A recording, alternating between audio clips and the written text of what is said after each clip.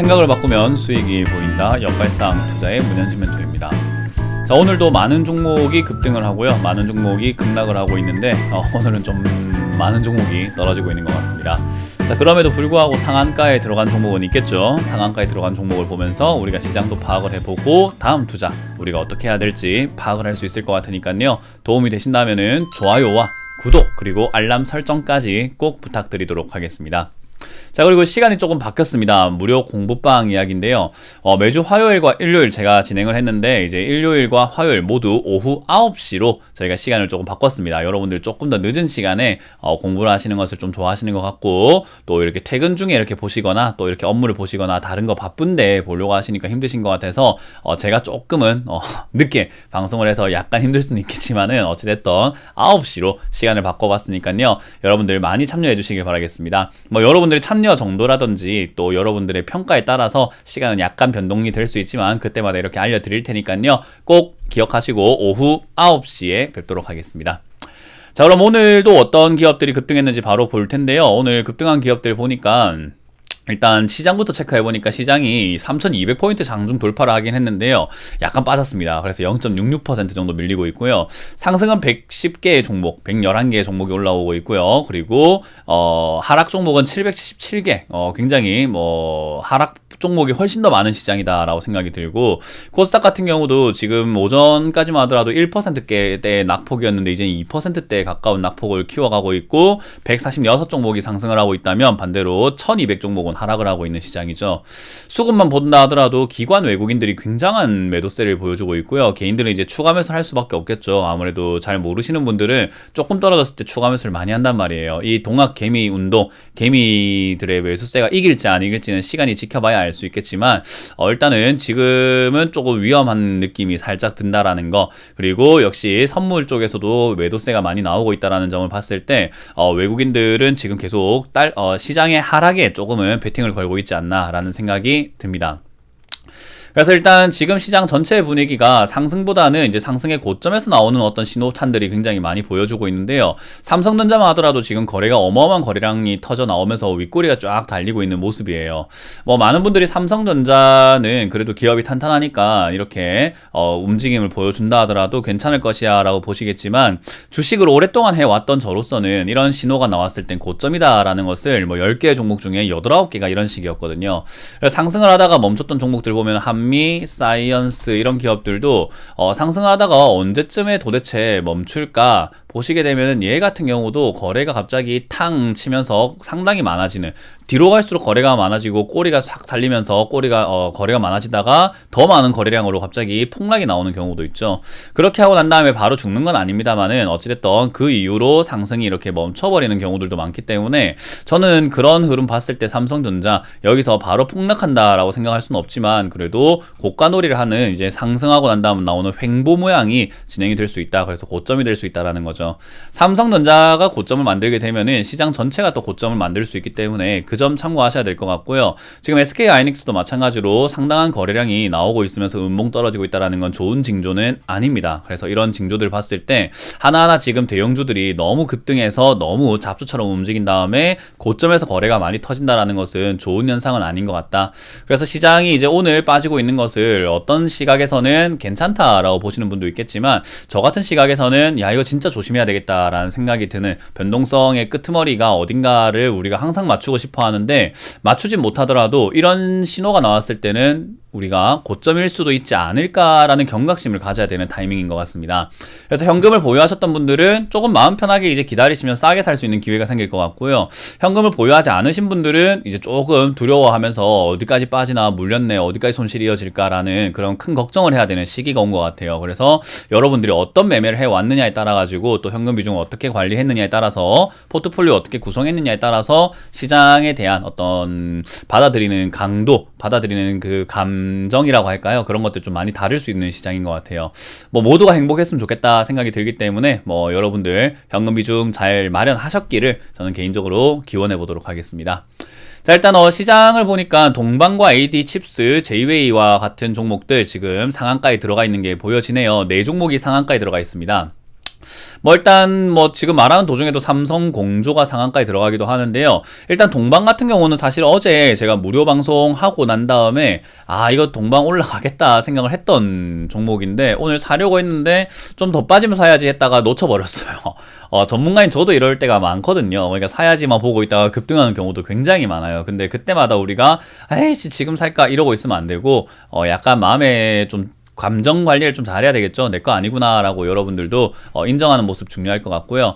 10% 이상 올라온 종목도 이런 시장에도 역시 23종목이 있습니다. 그래서 제가 말씀드린 것처럼 무조건 뭐 시장이 안 좋다고 해서 시장이 무조건 안 좋다고 해가지고 내려간다고 해서 꼭 불리한 것만은 아니다. 어차피 올라가는 종목은 있기 때문에 시장이 내려가더라도 괜찮은 종목을 잡아놓으면 된다라는 설명을 드리는 게 바로 이런 모습이다라고 보시면 되고요. 10% 이하로 빠지는 종목은 당연히 좀 많겠죠. 24개의 종목이 빠지고 있는데 주로 급등을 많이 했던 종목들이 밀리고 있는 것 같습니다. 사마페인트 역시나 급등 많이 했죠. 삼성제약 그리고 셀마테라, 퓨릭스 또 이지홀딩스, 위지트 등등 우리가 한 번쯤은 역발상 투자에서 이렇게 봤던 종목들이 급등을 하고 폭락하는 낙폭이 굉장히 큽니다. 그래서 저런 거를 따라잡으셨다거나 또는 수익이 나고 있으니까 뭐 더 가겠지라고 생각하시면서 보유하셨던 분들이라고 한다면은 오늘 조금 머리가 아플 수도 있겠다 생각이 듭니다. 그래서 들고 계신 분들이라고 한다면 대응 능력이 굉장히 까다로워졌기 때문에 제가 한마디로 어떻게 해라 라고 표현드리긴 어렵고요.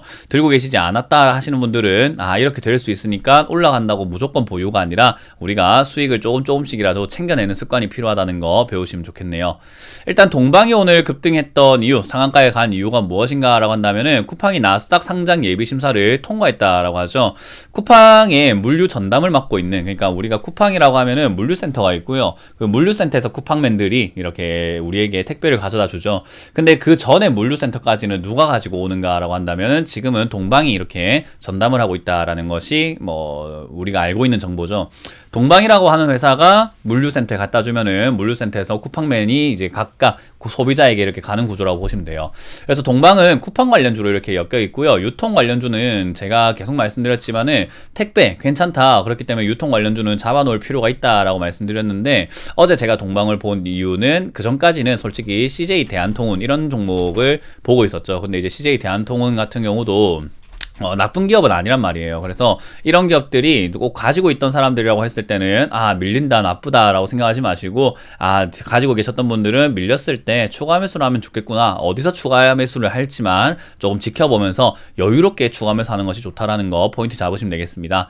그래서 동방이라고 하는 기업이 급등해서 했다고 해서 막 따라 붙지 마시고 관련 기업 유통업종에 관심을 가진다면 역시 CJ 대한통운뿐만 아니라 더 많은 기업들, 더 좋은 기업들이 있으니까요. 물류 쪽 관심 가지자라는 조언 드릴게요.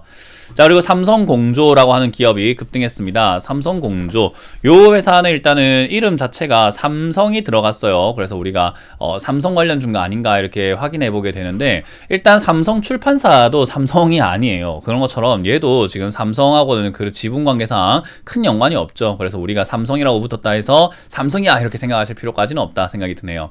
일단 자동차 부품 업종이라고 보시면 될 것 같고요. 변속기 부품 이런 거 하는데 실적이 썩 좋진 않네요. 2018년 적자, 19년 적자, 20년까지도 적자이기 때문에 좋은 기업은 아닌 것 같다. 근데 일단 상한가에 들어간 이유가 무엇인가 라고 했을 때는 정확하게 알 수는 없는 것 같습니다. 그래서 이것도 지금 당장에 왜 올라가는지 알 수 없다 보니까 뭐 내부적인 호재가 있다든지 또는 정치 테마로 엮였을 가능성이 있겠다. 일단 주식수가 많지 않다라는 게 또 특징이죠. 품절주입니다. 그래서 품절주가 급등하는 것을 경계하는 것이 좋다. 들고 계셨던 분들, 삼성 관련주인 줄 알고 사셨다 하시는 분들 이번 상승을 통해서 탈출하는 의견을 드려보도록 하고요. 지금은 개인적으로 뭐 신규 매수할 만한 종목은 아닌 것 같다는 조언을 드릴게요.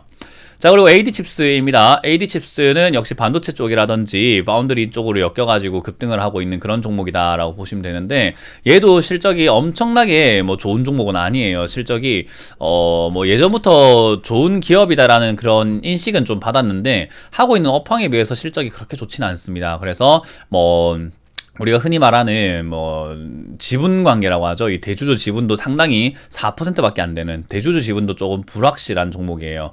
그래서 이런 종목은 주인이 없다. 그러니까 회사의 주인이 없기 때문에 잡주로서 역할을 하고 잡주는 세력들의 놀이터가 될 수 있다. 그 말을 급등을 시켜놓고 빠져내려가거나 급등락을 시켜버리는 세력주가 될 수 있죠. 그래서 이런 세력주들은 조심하셔야 되는데 지금은 삼성전자, 인텔, 파운드리 수주 기대감에 AD칩스가 강세라고 하는데 글쎄요. 인텔 이야기는 이미 나온 지가 언젠데 이제와 들어와서 급등을 시키는 모양새가 역시 세력 준 것 같다. 냄새가 납니다. 뉴스를 뿌리가면서 주가를 싸게 사서 비싸게 팔려는 나쁜 세력들이 있습니다. 그래서 이런 것들을 매수하지 않는 게 좋다라는 것과요.